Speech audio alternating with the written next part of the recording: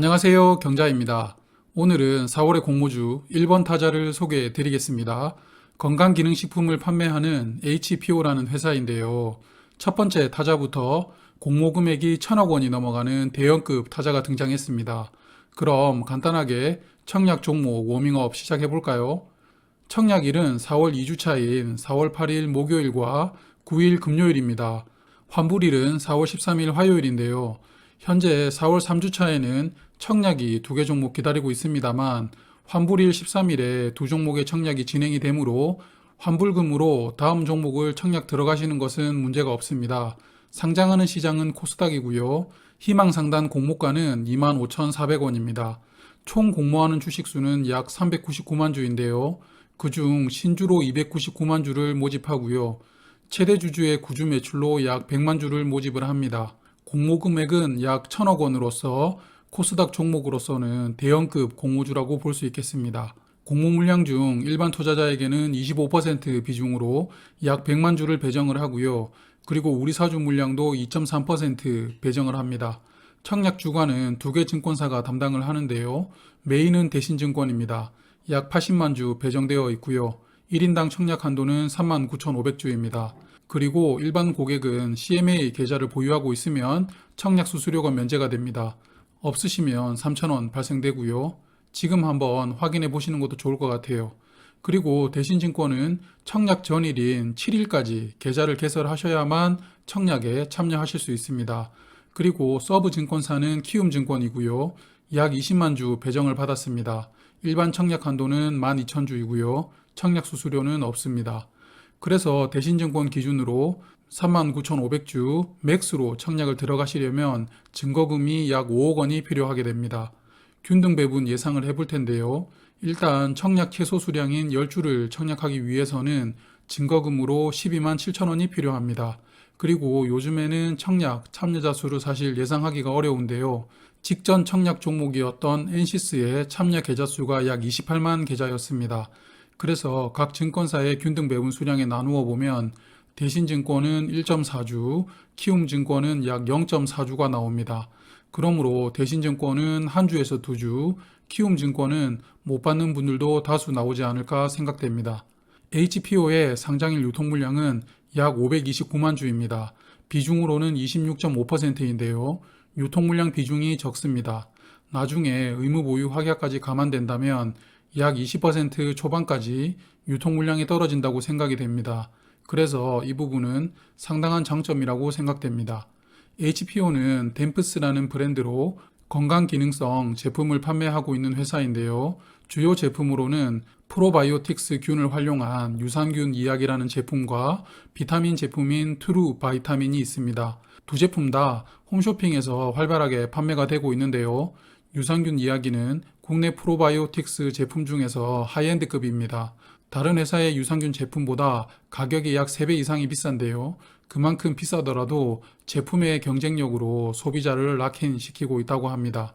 그리고 2020년 기준으로 국내 유산균 시장 점유율 약 6.9%를 차지하고 있습니다. 그리고 트루바이타민은 수용성, 지용성 비타민을 충분히 담은 종합 비타민이라고 하는데요. 현재 경쟁이 치열한 국내 비타민 시장에서 시장 점유율 약 5.8%를 차지하고 있습니다. 이렇게 소개를 드리니까 제가 오늘은 HPO 영업 담당처럼 느껴지는데요.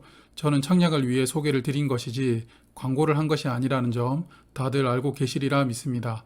그래서 화면을 보시면 이 두 가지 제품이 매출의 약 80% 이상을 차지할 만큼 HPO의 주력 제품으로 판매가 되고 있는데요. 사실 이렇게 특정 제품으로 매출이 몰리게 되면 회사 입장에서는 좋지가 않죠. 그래서 다양한 제품 포트폴리오를 위해서 콜라겐이나 오메가3 제품도 출시를 하였는데요. 이런 제품들이 HPO의 성장에 또 다른 자양분이 될지 지켜봐야 될 것 같아요. 그리고 HPO는 공모 자금을 활용해서 해외 시장 진출을 더욱더 가속화하려고 하는데요. 현재는 아시아 시장과 유럽 시장에서 판매를 하고 있긴 합니다. 하지만 그 부분을 더욱 강화하려고 하는 것 같습니다. 이외에 신규 제품 개발이나 펫이나 코스메틱 관련해서 신규 사업을 추진하기 위해서 나머지 공모 자금을 활용하는데요. 신규 사업을 보면 펫테크, 디지털 마케팅, 생활용품, 코스메틱 등 전부 다른 분야의 신규 사업을 추진하는 것 같습니다. 너무 회사가 욕심을 부리는 것이 아닌가라는 염려가 살짝 들기는 합니다. HPO는 재무 현황도 굉장히 좋은데요.